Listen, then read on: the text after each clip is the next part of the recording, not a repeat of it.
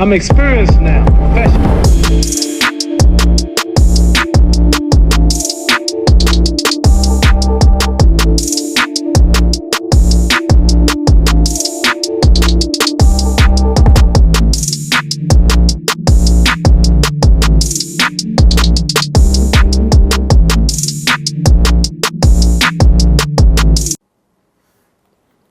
All right, y'all. So, welcome back. We are doing part 4 now. I told y'all this was going to be a long little series, but thank you for sticking with me because this is my story. This is how everything came about. All right, so basketball in college, excuse me, got a crazy work ethic. You know, um, I want to say it was my junior year that I met this guy named Russia.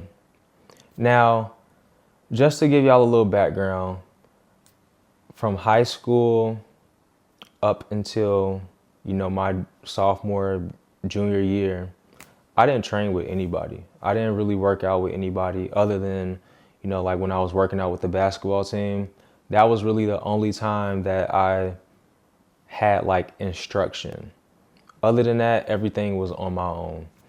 And the reason being was because I didn't want anybody to hold me back and to, like, let's just say the person hits me up or my friend, I'm working out with my friend and he hits me up and he's like, oh, I'm not going to go to the gym today. I felt like that would be an excuse for me to not go. So I had to instill certain values into myself and to just know that, like, it's on me to get this done. Like, it's not on anybody else, it's on me. So that's why I didn't like training with people. But then came along this guy named Russia. He is from Russia. Now, mind you, I went to a HBCU. So, historically black college university. Pretty much everybody there is black. Russia is Russian. He's white. He sticks out like a sore thumb, right? So, and he's like 6'5", 6'6", I don't know. But anyways, he was working at the gym at the time, and I think how things came about was like he was just showing me some workouts, some exercises, and we really developed a really good friendship and relationship to where we started training together, every single day, like Monday through Friday, or like 4 days out of the week. I can't remember. But anyways, like we used to do some crazy stuff. Like it was insane. Still stuff that I don't really do too much of the stuff that I was doing back then, but like it was crazy. But yeah, learned a lot of things from him, and that kind of got me on that training path, right? So just learning from him, learning from things that he had learned, and just applying that to my bag, right? And then, man, so I'm trying to think where I should go with this. Yeah, so I saw a lot of development and a lot of progress working with him. So then one day, but the main thing, right, was that I still didn't have any abs. I was playing basketball, I was doing Insanity, I was working out with Russia, training crazy. Like my activity levels were through the roof. Like it was crazy. But I didn't have any abs, and I'm just like, why? This doesn't make any sense. So one day we in the gym training. These two older black guys, they had to be about 40 years old. They come into the gym, they look diesel, they got abs, they in better shape than anybody in the gym, anybody that I had personally ever came across. And me and Russia, we just like how? I mean, Russia, he was in great shape. He had abs before, but he couldn't really tell me how to actually get them other than just doing ab workouts, which is not the way that you get them, by the way. But guys come into the gym and they 40 plus, looking great, and we talk to them, right? So we're like, okay, how did y'all get in this great shape? How did y'all get there? And this should be a lesson for y'all. Like, sometimes all it takes is a simple ask.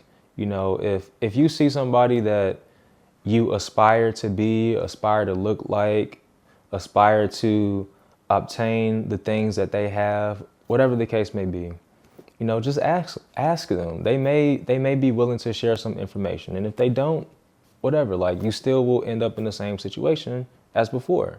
So it does not hurt to ask.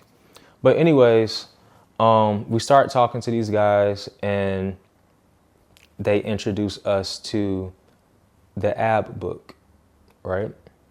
So back then, you could find pretty much anything on the internet. So I found this AB book. I don't know if it was the AB book or the AB diet, but I find this book, and that was the missing link, diet.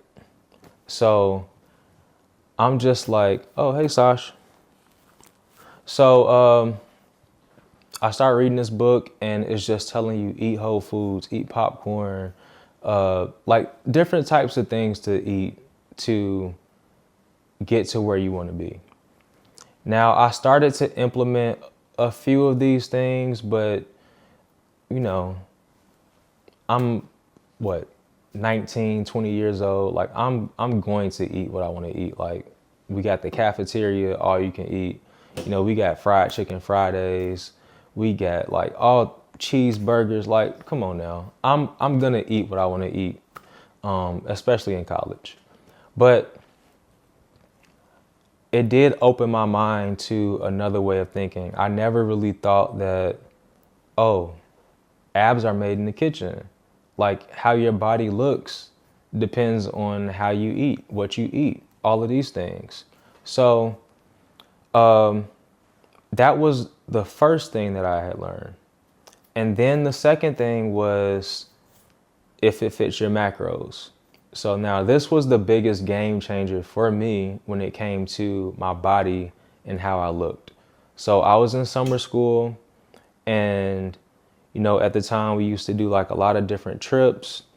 And actually, let me rewind back. So once I had changed my diet a little bit, I remember I was 20 years old. We were about to go to Miami for spring break, gonna be 21, and I had to get in shape. So I just started to implement some of those things from the AB diet. And matter of fact, I'm gonna insert this picture. This is how I turned out looking for that Miami trip. So boom, right there.